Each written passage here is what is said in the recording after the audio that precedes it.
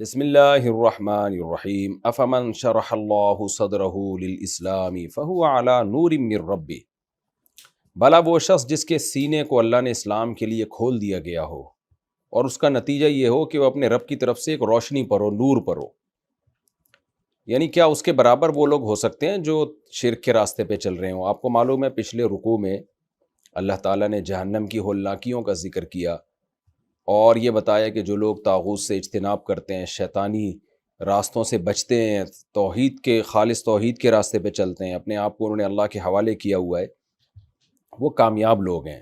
حقیقت میں انہی کے مقدر میں کامیابی ہے، اور بڑے نقصان دہ وہ لوگ ہیں جو کفر کرتے ہیں اور وہ اپنے اہل و عیال کی طرف سے بھی اور اپنی جان کی طرف سے بھی قیامت کے دن خسارے میں پڑے ہوئے ہوں گے۔ پھر اللہ نے ایک مثال دی تھی کہ کیسے تمہارا رب آسمانوں سے پانی برساتا ہے اور زمین میں داخل کر کے کیسے اس پانی سے تمہارے لیے کھیتیاں اگاتا ہے۔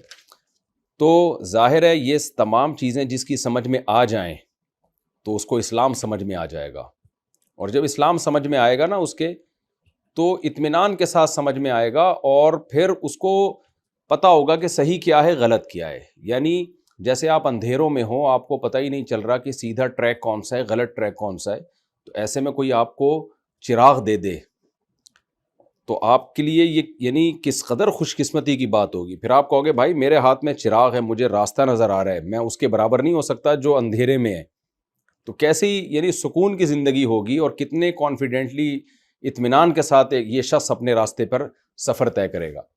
تو اللہ کہتے ہیں یہ پتھروں کے بنائے ہوئے بتوں کے سامنے جھکنے والے اور مختلف طریقوں سے طاغوت پر ایمان لانے والے، طاغوت کی مختلف قوتوں کو ماننے والے، ان کے پاس سیدھا راستہ ہے ہی نہیں۔ آج تو اللہ یعنی قرآن کی آیتیں ایسے دو اور دو چار کی طرح سمجھ میں آ رہی ہیں، آپ غیر مسلموں سے پوچھو، اچھائی اور برائی کو ایکسپلین تو کرو، ان کو پتہ ہی نہیں اچھا کیا ہے برا کیا ہے۔ قیامت آ جائے گی، وہ یہ شو ہی نہیں کر سکتے کہ اچھائی کی ڈیفینیشن کیا ہے، تبھی اوٹ پٹانگ حرکتیں کر رہے ہیں، بالکل ہی زندگیاں برباد کر دی انہوں نے اپنی۔ تو اللہ کہتے ہیں کیوں نہیں اسلام کی روشنی میں آ جاتے؟ جب آؤ گے تو دیکھو، جس کو پتا ہو کہ اسلام برحق مذہب ہے اور وہ سیدھے راستے پہ چل رہا ہو، کتنا وہ سکون کی زندگی میں ہوگا۔ تو اپنے آپ کو دیکھو، اور کن کن اندھیروں میں تم بھٹک رہے ہو، تو بھٹکا ہوا انسان اور روشنی پر سیدھا چلتا ہوا انسان دونوں کیسے برابر ہو سکتے ہیں؟ بالکل ایسے ہی ہے جیسے ہم کسی کو صفائی ستھرائی سکھا رہے ہوں کہ دیکھو صاف رہنا چاہیے، اب وہ جو گندا آدمی ہے اس کو سمجھ میں ہی نہ آ رہا ہو نا دلائل سے، تو ہم ایک صاف ستھرا انسان کھڑا کر دیں اس کے سامنے، سفید لباس میں، نہایا دھویا ہوا، خوشبو لگی ہوئی ہو، ہم کہیں گے بتاؤ یار اس شخص کے برابر کون ہو سکتا ہے؟ اس کو دیکھ کے تمہیں اندازہ ہو جائے گا کہ صحیح کون ہے غلط کون ہے۔ تو یہی انداز قرآن نے اختیار کیا، فمن شرح اللہ صدرہ للاسلام، بھلا وہ جس کا سینہ اللہ اسلام کے لیے کھول دے۔ یہ کنایا ہے، شرح صدر جو ہے نا، یہ کنایا ہے اس سے کہ اطمینان ہو جائے اس کو اسلام کے برحق ہونے پر، یقین ہو جائے، فہو علی نور من ربی، اور وہ اپنے رب کی طرف سے روشنی پر ہو۔ یہ بھی بلاغت ہے، یعنی روشنی اس کے ہاتھ میں نہیں ہے بلکہ روشنی پر وہ سوار ہو گیا ہے، تو یہ کنایا ہوتا ہے، بلاغت ہے، یہ بلاغت کا ایک قاعدہ ہے، یعنی بہترین طریقے سے سیدھا راستہ اس کے ہاتھ میں ہے، اور یعنی بہت زیادہ اس کو اندھیروں میں راستہ واضح نظر آ رہا ہے، ایسے نور پر وہ سوار ہو چکا ہے۔ فَوَيْلٌ لِّلْقَاسِيَةِ قُلُوبُهُم مِّن ذِكْرِ اللَّهِ، اس کے برعکس کچھ لوگ ایسے ہیں کہ اللہ فرماتے ہیں تباہی ہے ان لوگوں کے لیے جن کے دل اللہ کے ذکر سے سخت ہو چکے ہیں۔ یعنی کچھ تو ایسے ہیں جن کو اسلام پر 100% اطمینان ہو گیا اور وہ نور لے کے چلتے چلے جا رہے ہیں، اسلام کا نور ان کے دل میں آ گیا جس سے ان کو صحیح اور غلط سمجھ میں آ گیا کہ صحیح کیا ہے غلط کیا ہے۔ اور ایک طرف وہ لوگ ہیں جن کے سامنے اللہ کی آیات یعنی ذکر اللہ سے مراد قرآن، جب وہ قرآن پڑھا جاتا ہے، نصیحت کی جاتی ہے، ان کے دل سخت ہو چکے ہیں، پتھر ہو چکے ہیں، کوئی اثر ہی نہیں ہوتا۔ تو اللہ کہتے ہیں ان لوگوں کے لیے تباہی ہے، دنیا میں بھی آخرت میں بھی۔ اولئک فی ضلال مبین، یہ لوگ کھلی ہوئی گمراہی میں پڑے ہوئے ہیں۔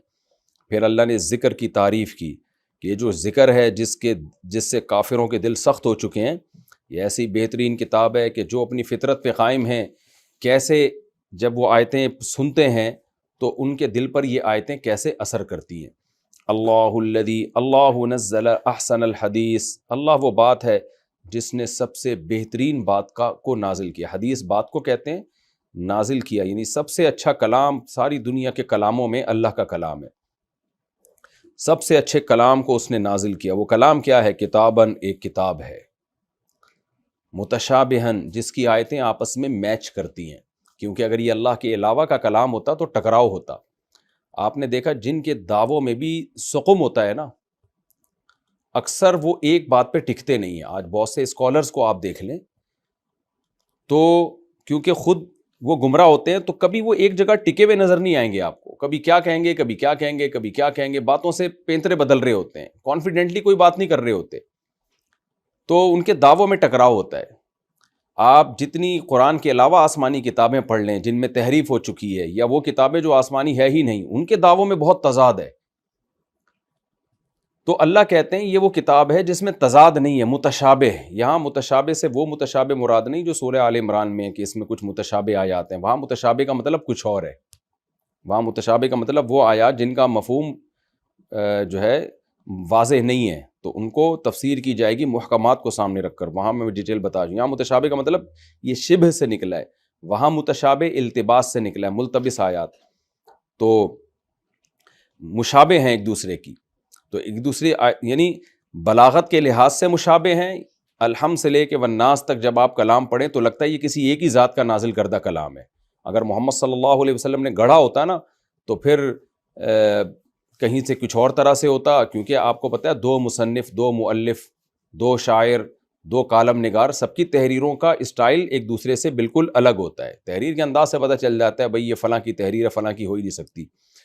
اگر محمد صلی اللہ علیہ وسلم نے اس کو گڑھا ہوتا تو ان آیتوں کا اسلوب ہی کہیں الگ ہوتا، کہیں الگ ہوتا، لگتا یہ والا اللہ کا کلام ہے، یہ کسی بندے نے اس میں داخل کر لی ہے، اس کا مؤلف ہی کوئی اور لگ رہا ہے۔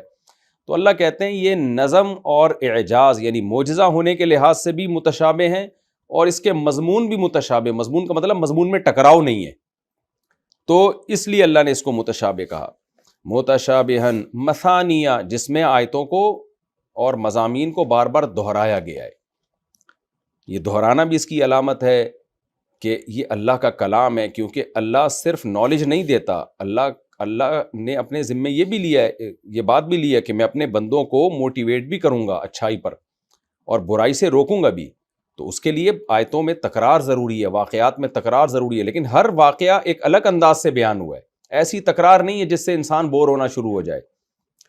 فرمایا اس کی حالت یہ ہے تقشعر منہ جلود الذین یخشون ربہم، جو لوگ اللہ سے ڈرتے ہیں نا ان کے دل، ان کی جلد اس سے کانپ اٹھتی ہے، کیونکہ جب ہم پہ کوئی خوف کا اثر ہوتا ہے نا تو ہماری جلد پہ اثر پڑتا ہے۔ تو مراد اس سے جلد نہیں ہے، مراد یہی ہے کہ انسان اس کے یعنی انسان پر اس کے اثرات ہوتے ہیں۔ تقشعر منہ جلود الذین یخشون ربہم، جو اپنے رب سے ڈرتے ہیں ان کی کھال پہ اس کے اثرات نظر آتے ہیں۔ ثم تلین جلودہم، پھر اس کے بعد کیا ہوتا ہے، ان کے جو کھال ہے، ان کی جلد ہے اور ان کے دل ہے، پھر وہ نرم پڑ جاتے ہیں اللہ کے ذکر کی طرف، یعنی مائل ہو جاتے ہیں اللہ کے ذکر یعنی قرآن کی طرف۔ یہاں مائل ہونے کا مطلب ہے کہ عمل کے لیے تیار ہو جاتے ہیں وہ۔ تلینو کہتے ہیں نرم ہونا، تو نرم ہونا یہ کنایا ہوتا ہے کسی کے سامنے فرما بردار بن جانے سے، کہتے ہیں فلاں آدمی میرے سامنے نرم ہو گیا ہے، یعنی یہ میرا فرما بردار بن گیا ہے۔ تو اللہ کہتے ہیں ایک طرف کافر ہے، جب آیتیں سنتا ہے تو مذاق اڑاتا ہے۔ میں نے بار بار آپ کو یہ تفسیر میں بات بتائی ہے کہ قرآن نا بیچ کے لوگوں کا تذکرہ بہت کم کرتا ہے، یا تو اعلیٰ درجے کے مومنوں کا کرے گا یا پرلے درجے کے برے لوگوں کا کرے گا۔ پرلے درجے کے برے لوگ وہ ہیں القاسیۃ قلوبہم، جن کا پچھلی آیت میں ذکر، جن کے دل پتھر بن چکے ہیں، آپ ان کے سامنے قرآن پڑھے نہ پڑھے کوئی اثر نہیں ہونا ان کے اوپر۔ اور اعلیٰ درجے کے کامل لوگ وہ ہیں کہ جب قرآن پڑھا جاتا ہے تو ان کے دل دہل جاتے ہیں، ان کے رونگٹے کھڑے ہو جاتے ہیں۔ یہ صحابہ کرام تھے، نجاشی تھا جس نے جب سورہ مریم کی آیات سنی تو اس کی حالت غیر ہو گئی، اور آج بھی بہت سے لوگ ہیں جب وہ پہلی دفعہ قرآن سنتے ہیں، اس کا مفہوم ان کو پتہ ہوتا ہے، ان کے دل دہل جاتے ہیں۔ تو یہ اعلیٰ درجے کی کیفیات ہیں جو اہل ایمان پہ طاری ہوتی ہیں۔ تو اللہ کہتے ہیں یہ کلام اگر برحق نہ ہوتا تو ایسے ذہین اور سمجھدار لوگ، ابو بکر، عمر، عثمان، علی جیسے لوگ رضی اللہ عنہم، اور قوم کے اتنے میچور لوگوں پر اس کا یہ اثر نہ ہوتا، بادشاہوں پہ یہ اثر نہ ہوتا اس کا۔ تو یہ اللہ کا وہ کلام ہے جس سے کانپ اٹھتے ہیں ان کے دل، جو اللہ سے، جن کے اندر خشیت ہے، یعنی کچھ نہ کچھ اللہ سے ڈرنے کا ان کے اندر جذبہ موجود ہے، بالکل ہی سخت نہیں ہوئے وہ، ان پر یہ اثرات ہوتے ہیں۔ تو یہ خوب سمجھ لیں یہ کوئی لازمی اثر نہیں ہے، کیونکہ یہ طبعی چیز ہے۔ بعض دفعہ انسان پر ایسے اثرات ہوتے ہیں کہ دل ہل جاتا ہے، بعض دفعہ نہیں بھی ہلتا دل۔ تو اس لیے علماء نے لکھا ہے کہ یہ جو اللہ نے بتایا نا کہ ان کی جلد اور دل پہ یہ اثرات ہوتے ہیں، تو مقصد یہ اثرات نہیں ہے، کیونکہ خوف کی دو قسمیں ہیں، ایک طبعی اور ایک عقلی۔ جب ہم کسی کے سے خوف زدہ ہوتے ہیں نا، ایک خوف ہوتا ہے طبعی، طبعی کا مطلب باڈی پہ اس کے اثرات آئیں، اور ایک خوف ہوتا ہے عقلی، عقلی کا مطلب یہ ہے کہ باڈی پہ اثرات تو نہیں آ رہے لیکن آپ اتنا ڈر جاتے ہیں کہ اگرچہ باڈی متاثر نہیں ہو رہی آپ کی، لیکن اس ڈر کی وجہ سے اس برائی کو چھوڑ دیتے ہیں آپ۔ جیسے کسی نے آپ کو کہا کہ فلاں راستے سے اگر تم جاؤ گے تو وہاں ڈاکو کھڑے ہوئے ہیں، تو آپ ڈر جاتے ہیں یقیناً، لیکن اس ڈر کے اثرات آپ کی باڈی پہ بھی نہیں آتے، دل پہ بھی نہیں آتے، لیکن آپ کیا کرتے ہیں، اس ڈر کی وجہ سے وہ راستہ چھوڑ دیتے ہیں، آپ دوسرے راستے سے جاتے ہیں۔ تو یہ بھی خوف ہی ہے، ڈر بھی ڈر ہے۔ اور بعض دفعہ کیا ہوتا ہے کہ آپ ہلنے لگتے ہیں، کانپنے لگتے ہیں۔ تو یہاں مراد یہ نہیں ہے کہ لازمی آپ کی جلد کانپنا شروع کر دے، دل کانپنا شروع کر دے آپ کا، کچھ لوگوں پہ یہ اثرات بھی ہوتے ہیں۔ تو یہ کنایا ہے اس سے کہ وہ خوف ان کے اندر ہے، چاہے وہ طبعی خوف نہ بھی ہو، کیونکہ طبعی خوف جو ہے نا، دل کا کانپ جانا اور جسم کا تھر تھرانے لگنا، یہ اس کے حالات مختلف ہوتے ہیں، اس میں انسان کے اپنی کیفیات کا بھی تعلق ہے، اس میں ماحول کا بھی تعلق ہے، اور یہ کنٹینیو کبھی بھی کسی کی یہ کیفیات رہتی نہیں ہے۔ جیسے نجاشی نے پہلی دفعہ قرآن سنا تو ہل گیا، ہو سکتا ہے دوسری دفعہ میں وہ کیفیت نہ بنی ہو۔ تو اس لیے علماء کہتے ہیں یہ قرآن جو یہ بیان کر رہا ہے، یہ کیفیات محمود ہیں، یعنی شریعت میں پسندیدہ تو ہیں، مقصود نہیں ہیں۔ کیونکہ جب لوگ اس طرح کی آیات سنتے ہیں تو بعض لوگ مایوس بھی ہوتے ہیں کہ ہم جب قرآن سنتے ہیں تو ہمارا تو دل ہلتا نہیں ہے۔ تو کوئی بات نہیں، اگر آپ کے اندر اتنا خوف پیدا ہو گیا کہ آپ سے شرک چھوٹ گیا اور کبیرہ گناہ چھوٹ گئے، تو بس آپ ان آیتوں میں داخل ہو آپ پھر۔ تو یہ لازمی اثر نہیں ہے، کبھی کبھار یہ اثر ہوتا ہے لیکن لازمی اثر نہیں ہے۔ تو اللہ نے یہاں یہ اثر اس لیے ذکر کیا کہ اس کے مقابلے میں پہلے پتھر دل لوگوں کا ذکر کیا ہے کہ ان پر تو کوئی سرے سے اثر ہوتا ہی نہیں ہے، جو ہی نہیں رینگتی ہے۔ تو اس کے مقابلے میں اللہ نے ایک دوسری انتہا کو ذکر کیا کہ کچھ ایسے ہیں کہ عمل تو بعد کی بات، پہلے ان کے اندر یہ کیفیات طاری ہو جاتی ہیں۔ جیسے حضرت عمر رضی اللہ تعالیٰ عنہ تھے، جب فجر میں تلاوت کرتے تھے تو اتنا تلاوت میں بعض دفعہ روتے تھے اور کہ کہتے ہیں گر جایا کرتے تھے اللہ کے خوف سے۔ تو یہ کیفیات اسلاف میں بہت تھیں، اور جو ہے آج بھی بہت بعض لوگوں میں ہمیں یہ کیفیات نظر آتی ہیں، لیکن خوب سمجھ لیں یہ کیفیات محمود ہیں، مقصود نہیں ہیں، پسندیدہ ہیں، مقصود نہیں ہیں۔ کیونکہ بعض لوگ برعکس ہوتے ہیں، ان میں یہ کیفیات بہت ہوتی ہیں، عمل دھیلے کا نہیں ہوتا ان میں، روتے دھوتے چیختے چلاتے بہت ہیں، کانپتے بھی ہیں، عمل میں زیرو ہوتے ہیں۔ تو وہ لوگ ان آیتوں میں داخل نہیں ہیں۔ اصل عمل ہے اسلام میں، پہلے عمل کرو گے اس کے بعد کیفیات دیکھی جائیں گی۔ ایک آدمی پہ کوئی کیفیات طاری نہیں ہوتی لیکن وہ عمل میں 100% عمل کر رہا ہے، قرآن سنتا ہے اور عمل کرتا ہے، وہ زیادہ کامیاب ہے۔ اور ایک آدمی پر کیفیات بہت طاری ہوتی ہیں، عمل میں زیرو ہے، ان کیفیات سے اس کو قیامت میں کوئی فائدہ نہیں ہوگا۔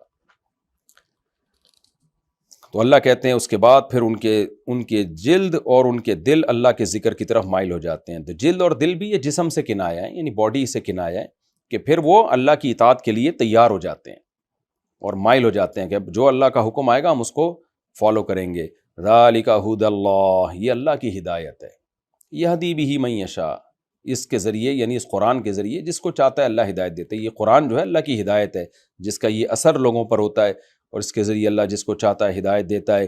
وَمَن يُضْلِلِ اللَّهُ، اور جس کو اللہ گمراہ کر دے، فَمَا لَهُ مِنْ هَادٍ، اسے دنیا کی کوئی طاقت سیدھا راستہ نہیں دکھا سکتی۔ آج ہمیں نظر آ رہا ہے کہ ایسے ایسے ہٹ دھرم حالانکہ بڑے عقل مند ہوتے ہیں، دوسرے معاملات میں بڑے ذہین عقل مند، لیکن جب مذہب کی بات آتی ہے ایسے بیوقوف بن جاتے ہیں، تو واقعی لگتا ہے کہ ان کے دلوں پر اللہ نے مہر لگا دی ہے۔